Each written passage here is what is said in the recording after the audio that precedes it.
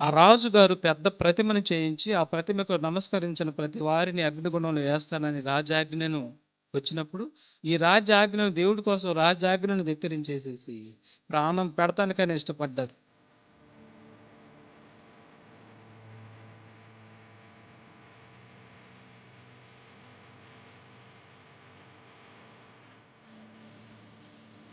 మాట కూడా చూద్దాం.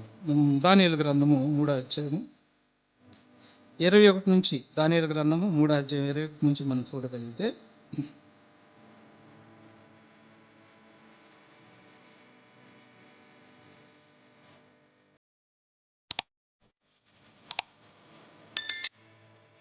చూడండి, షడ్రకు మేషకు అబేద్నెగోను ఆ ముగ్గురు మనుషులు బంధింపబడిన వారై వేడిమి కలిగి మండుచున్న ఆ గుండంలో పడగా రాజగు నెబుకద్నెజరు ఆశ్చర్యపడి తీవ్రముగా లేచి, మేము ముగ్గురు మనుషులను బంధించి ఈ అగ్నిలో వేసి తిని కదని తన మంత్రులను అడిగాను. వారు రాజా సత్యమేనని రాజుతో ప్రత్యుత్తరం ఇచ్చాను. అందుకు రాజు, నేను నలుగురు మనుషులను చూసారా, నలుగురు మనుషులను చూస్తున్నాను అంటున్నాడు. ముగ్గురు షడ్రకు మేషకు అబేద్నెగో. వీరు దేవుడి కోసం బ్రతుకుతున్నారు, దేవుడి నీతికి లోబడిన వారు వీరు.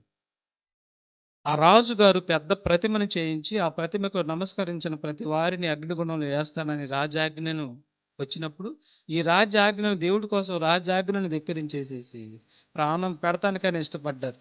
ప్రాణం పెడతానికి ఇష్టపడ్డారు. అక్కడ ఒక మాట అంటారు వాళ్ళు, ఇదిగో రాజా, దేవుడు మా ప్రాణం తీసినా మమ్మల్ని రక్షించకపోయినా పర్వాలేదు, నువ్వు మేము సేవిస్తున్న దేవుడు మండుచున్న వేడిమి గల ఈ అగ్నిగుండముల నుండి మమ్మల్ని తప్పించి రక్షించుటకు సమర్థుడు, మరియు మీ వశమున పడకుండా ఆయన మమ్మల్ని రక్షించిండు.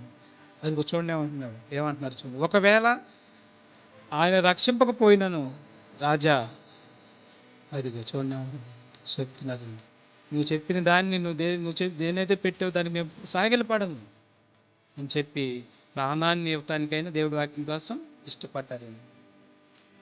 మరి దేవుడి వాక్యానికి లోపడ్డారు కదా, ఇప్పుడు ఆ వాక్యం వారిని వదిలిద్దా? వదలదండి. పంపించాడు, దూతను పంపించి భయంకరమైన అగ్నిగుణంలో పడినప్పుడు దూత వెళ్ళింది లోపలికి. దూత లోపలికి వెళ్ళి కనీసం ఒక వెంట్రుక కూడా కాలిపోలేదండి. వెంట్రుకను చూసారా తల మీద, వెంట్రుక కానీ ఈ అతను వారు వేసుకున్నటువంటి బట్టలు కానీ పొగవాసన కానీ అసలు ఏమీ రాలేదు. కౌరుకు పోవటం అనేది లేదు, కాలిన వాసన కూడా లేదండి.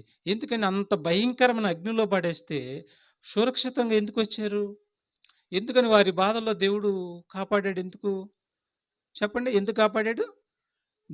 దేవుడి మాట వాళ్ళు విన్నారు కాబట్టి, దేవుడి కోసం బ్రతికారు కాబట్టి, దేవుడి కోసం సమస్తాన్ని విడిచిపెట్టి ఆయనే నాకు దిక్కని ఆయన కోసం బ్రతికారు కాబట్టి మరి ఆయనే దిక్కు అయ్యాడు చివరికి. మనకు కూడా దేవుడే దిక్కు, దేవుడే మనకు కూడా దిక్కు. చూసారా అగ్నిగుండంలో నుంచి బయటకు తీయటువంటి మాటలా చెప్పండి.